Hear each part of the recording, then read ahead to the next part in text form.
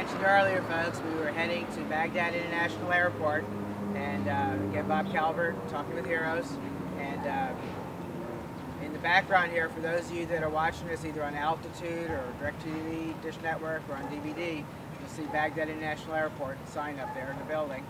And we have a number of people here with us. They're going to be kind of our guide as we go through different terminals. And of course, one who we met yesterday, Norris Jones. Welcome back, sir. Hi, Bob. Nice to be here. Why don't you just give a little bit of overview of what we're going to be seeing here today? This is the Baghdad International Airport. It was built in the early 1980s by Saddam.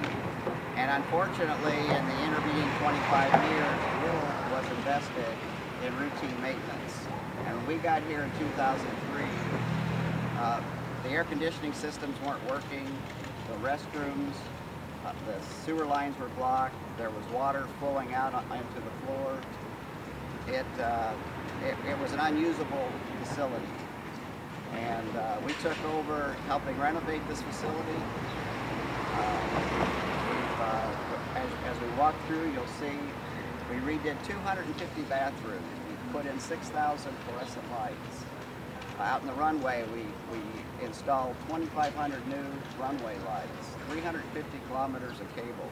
It takes quite a bit of an investment to keep a facility like this going. And as we're walking through, also keep in mind what this facility does for the economy of Iraq. Just the workforce, over 1,200 Iraqis work here.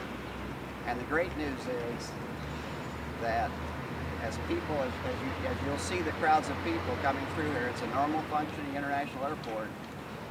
It's a great sign that the government is working and things are getting better. Progress is being made. We're here inside the terminal. Norris Jones with me again, and right now we're just, for those of you on the internet, we're going to describe some of this for you. There's an Iraqi Airways plane out here on the grounds here, and Jim's filming that. And we're going to be doing some walking around here in the terminal, and architecture and the ceilings, everything, the paintings are just incredible. And like I said, we're going to get as much of this on film as we can. So those of you, when you hear this on the internet, keep an eye on the website, talkingwithheroes.com. As soon as we can get it available as DVDs, we will. As soon as Altitude's ready to put this on TV, we'll let everybody know so we can get people watching all over the country. What would you like to add, Norris? Well, I'd just like to point out to people as they're seeing the airport out there that it takes quite a bit of maintenance to keep an airport running. And all the runway lights were replaced. That's over 2,500 runway lights. All the cable connecting those lights, 350 kilometers of cable. And then they all run to a control panel, and you can see the control tower to the out there to the upper right. There's now a way for the control tower, which they didn't have before, to control all those runway lights. Simple things that we take for granted back home that were not functioning here when we arrived. We're in. I can give you some information. Okay, we're in a major terminal now that's getting ready to be opened here, and Jim's filming. And let's go ahead and describe what we're seeing. What you've got here is your typical counters, where you bring up your luggage and they weigh them. So you got your weighing machines here. You've got computers back here to verify the passenger check-in. You've got a conveyor belt in the background where the luggage then is taken to the airplane, and a normal open terminal out. As you do your 360 here, you'll see it's a large terminal. Oh, yeah. Passport control over on the right.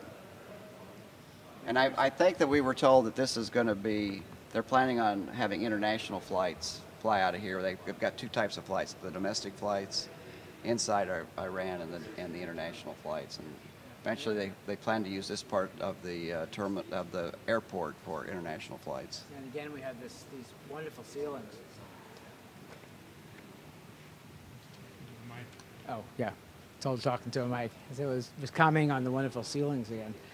And the main terminal we went through already, it's operational, has all the stores and just like a normal airport. Shopping. So, okay, let's walk through it.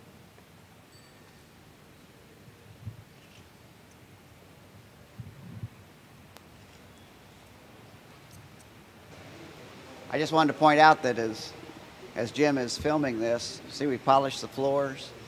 It's just normal routine maintenance. We have a $7 million contract here on operations and maintenance, painting the walls, we replaced 6,000 fluorescent lights, and it's this contract is being taken over as it should be by the Iraqis, and they will take control. It's their airport, it's their business.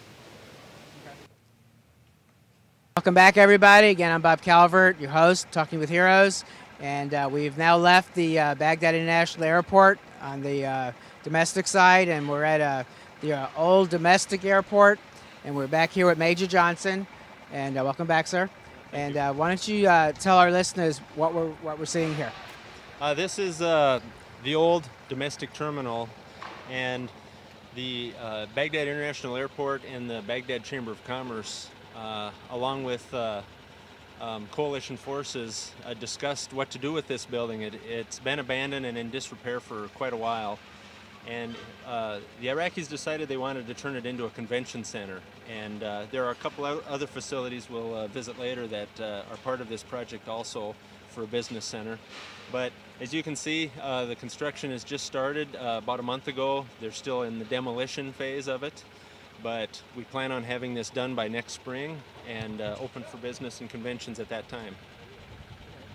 And we're going to go inside? Yes, we're going to go inside and look around. Okay. You're going to keep rolling?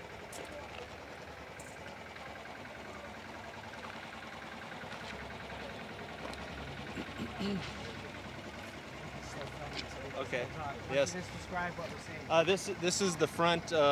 You'd get out of in the old days when it was a terminal. This is where you would come in, and the flights are on the other side. This will be an open plaza area now, with a bunch of new trees, new plantings, and landscaping, and basically just a beautiful front.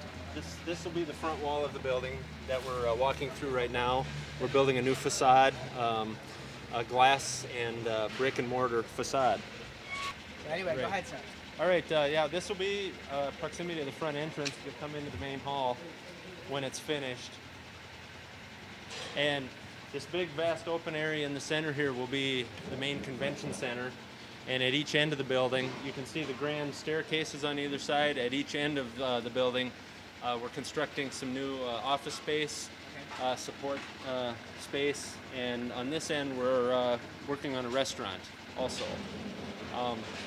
The upper level will also be office space and additional convention area display space. And again, this project just started a little over a month ago, so they've been working pretty hard on the demolition, and we're finalizing all the designs, and we hope to have this completed sometime spring of '08. Spring of '08. Spring of '08, Yeah. yes. Okay. What's the square footage here? Approximately 7,000 square feet on each floor. Of course, the main floor is more because of the opening. The mezzanine area on the second floor is a lot less. Okay. So you already have like business entities wanting to be a part of it, leasing? Actually, I have to correct myself on the square footage. It's 7,000 square meters. Square meters. Yeah, we're the metric system over here in Iraq. And again, less on the upper level. As far as business interest, yes, the Baghdad Chamber of Commerce has started the process of soliciting and trying to gather interest from businesses, both in Iraq and external, international businesses, to occupy this space and the other buildings we're going to visit also that have office space in them. Great. So there are a lot of Iraqis working on this project here? Yes, the contractor has a crew of approximately 60, and they've actually constructed a temporary man camp on site here on airport property just outside the project, where they stay here pretty much 7 days a week.